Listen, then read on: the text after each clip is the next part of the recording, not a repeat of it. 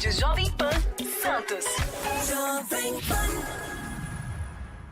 Bom dia, Paulo, amigos da mesa e ouvintes da Jovem Pan. Nos últimos meses estamos acompanhando intervenções rotineiras do Judiciário sobre o governo de Jair Bolsonaro. Por serem em esfera federal, esses atos extraordinários do Judiciário têm maior repercussão.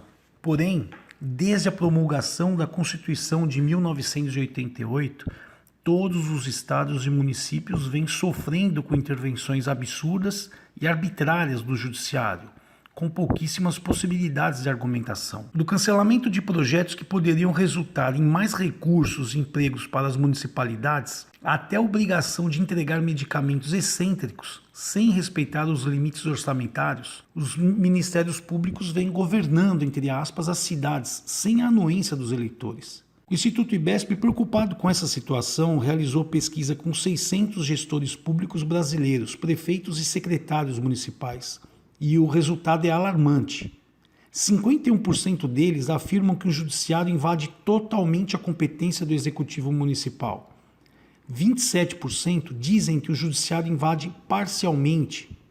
14% não quiseram responder e apenas 8% afirmam que não há invasão do judiciário nas competências do executivo. Poucos são os promotores públicos que reconhecem a sua incapacidade de conhecer todos os assuntos da gestão pública.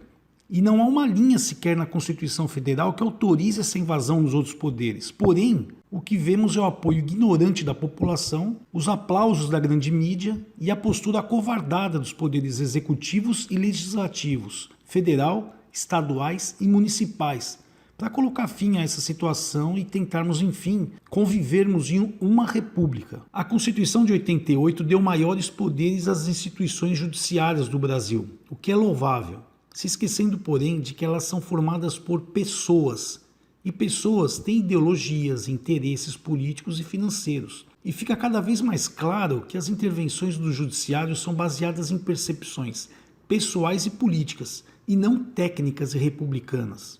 Vivemos em pleno supremismo, ou seja, vivemos em uma ditadura do Supremo Tribunal Federal e do judiciário politizado. Os exemplos são muitos, tais como a decisão do ministro Alexandre de Moraes do STF, que barrou rapidamente a nomeação totalmente ilegal do delegado Alexandre Ramagem para a diretoria-geral da Polícia Federal.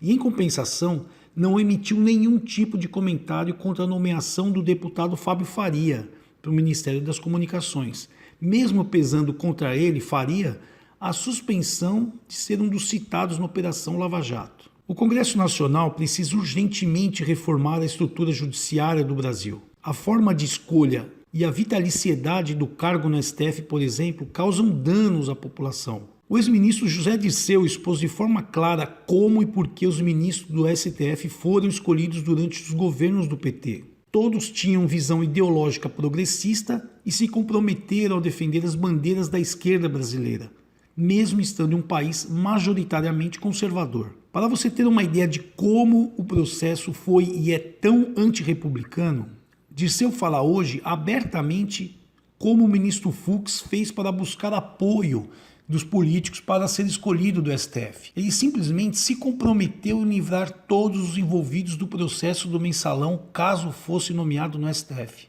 O Executivo e o Legislativo precisam exigir logo a independência e a devida harmonia entre os poderes para realmente vivermos de uma democracia. Pois da forma que está, com o judiciário protagonista exposto nas redes sociais, a população tentará impor esses limites da pior forma possível.